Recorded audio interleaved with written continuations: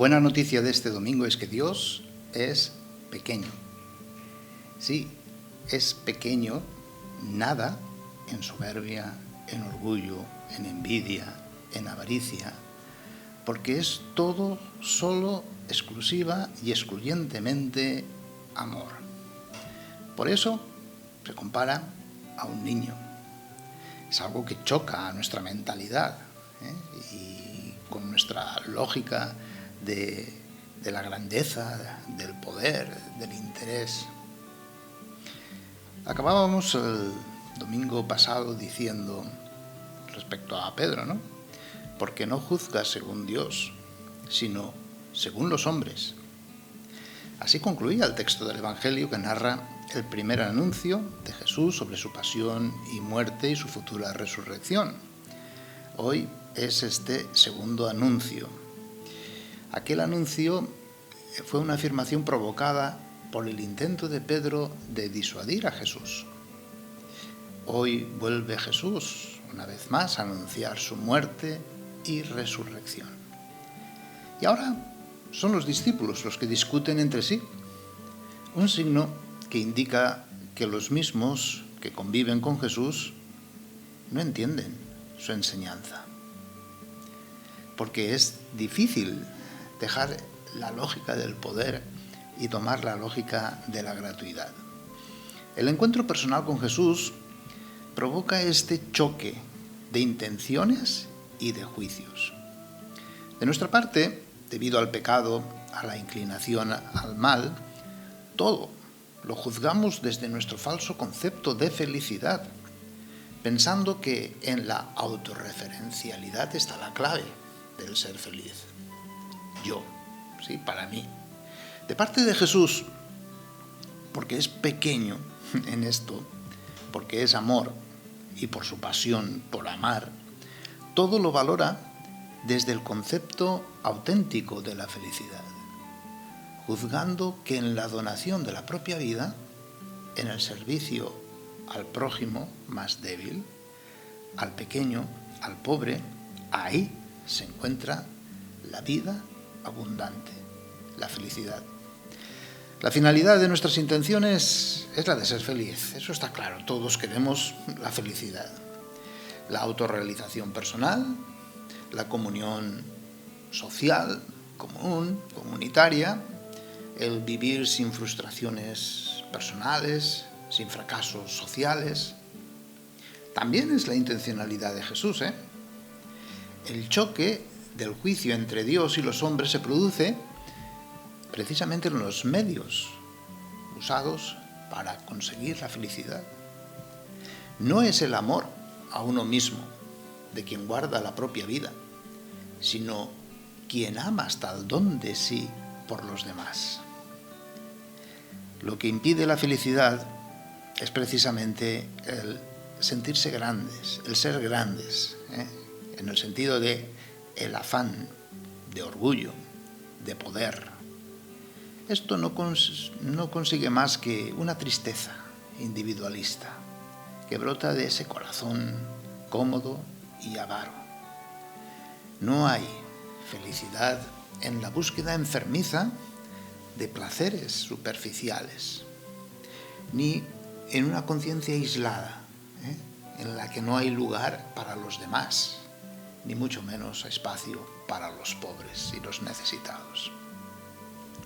El primero, el grande o el maestro, no es quien tiene un puesto de relevancia ante el mundo, sino quien, con ese puesto, con ese cargo o no, hace entrar al más pequeño e insignificante en su lugar. Quien en actitud de servicio se ocupa y se preocupa por el prójimo, por el más necesitado, de una forma eficaz, afectiva.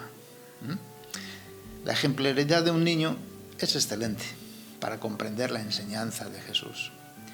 Y no porque tenga cierto sentido egoísta debido al pecado original, sino porque el niño reconoce que no puede nada por sí solo. Es decir, es pequeño. Necesita de cuidados, de ayuda, necesita ser perdonado. No tiene malicia, no hay doblez en él. Expresa esa inocencia una alegría característica. Por eso reconocer que dependemos de Dios es esencial para poder seguir a Jesús. El evangelista San Marcos, con el texto de hoy, nos presenta la enseñanza de Jesús, pero ya como apartado del pueblo, de la gente. Es una enseñanza directa a sus discípulos respecto a su opción por un mesianismo de servicio y de entrega en sacrificio, siervo sufriente. Esa es la pequeñez que el Señor enaltece y hace grande en el cielo. La liturgia de la palabra de hoy nos invita a esta intimidad con Jesús. Nos quiere apartar de multitudes para así aprender de Él, de su pequeñez, de su mansedumbre, de su humildad de corazón. Y como siempre nos lo hace comprender en contraposición a nuestras actitudes, basadas no pocas veces en la envidia, la ambición, el afán de compararnos los unos con los otros. Es que siempre tenemos la tentación de hacer un Dios y un reino a nuestra medida, con oraciones y rezos mal hechos, como dice Santiago, basados en el egoísmo de acumular y no para el servir de una forma gratuita y sacrificada a nuestro prójimo.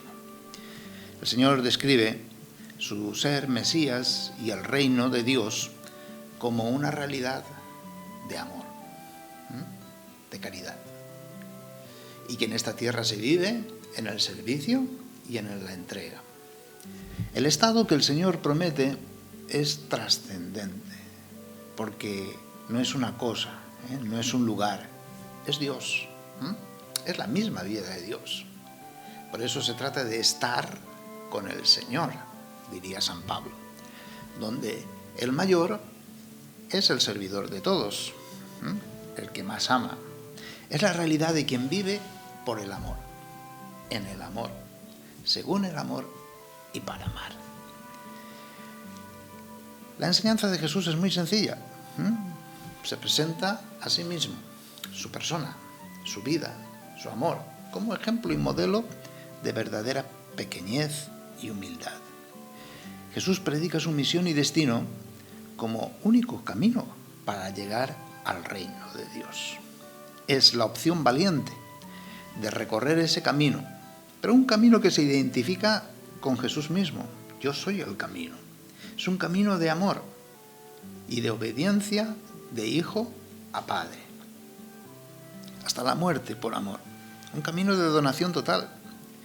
Y es que es necesario perder la vida de esta tierra, perderse a sí mismo, para poder encontrar nuestra identidad y finalidad, que es la eternidad en el amor infinito de Dios. San Marcos manifiesta la incomprensión, muchas veces necia, de los propios discípulos de Jesús y también de la propia comunidad, y no pocas veces de nuestra parte. Que no tenemos ojos sino para vernos a nosotros mismos. Somos incapaces de levantar la mirada más allá. Ante el anuncio de la muerte de Jesús y la proclamación de su resurrección, los discípulos quedan mudos.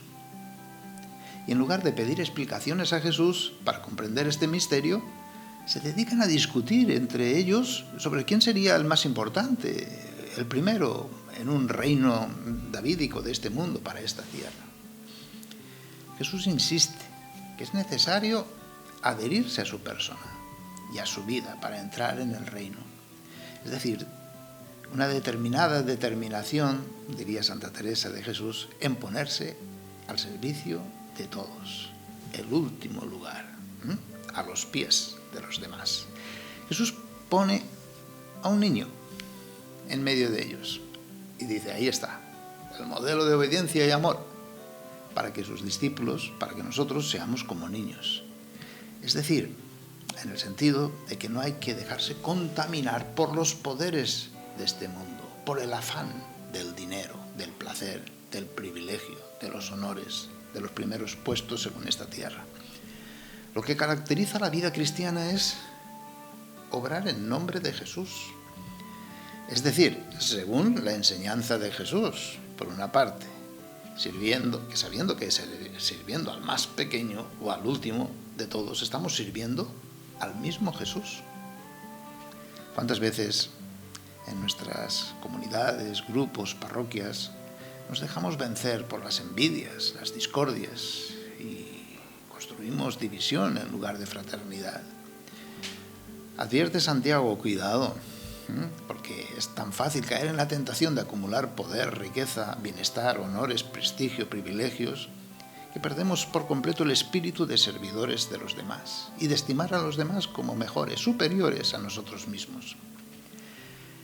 Cuando tenemos la experiencia de un encuentro con el amor de Jesús, de su pequeñez bien entendida, no pasarían esas cosas de rezar con egoísmo, buscando solo la propia comodidad o el bienestar individual. La lógica e ideología del poder y del éxito planea sobre nuestras comunidades. Cuidado, porque no pocas veces nos dejamos vencer rápidamente. Abandonamos la lógica del servicio y de la entrega. Necesitamos personas, testigos, que den testimonio de Jesús, de su pequeñez. Nos surgen personas de Dios que manifiesten su testimonio de servicio, de sacrificio, para poder así vivir nuestra fe de una forma auténtica. Cierto, seremos tratados como a Jesús le trataron. Por eso nuestro destino, participar en los sufrimientos de Cristo, para tener una muerte como la suya y así poder resucitar con Él. Ser pequeño, esta es la clave. Ser pequeño como Dios es pequeño. Porque el mundo considera pues grande el poder, el orgullo, la soberbia. Nosotros no somos grandes, ni tenemos que ser así de grandes, tenemos que ser pequeños, es decir, ponernos al servicio de los demás.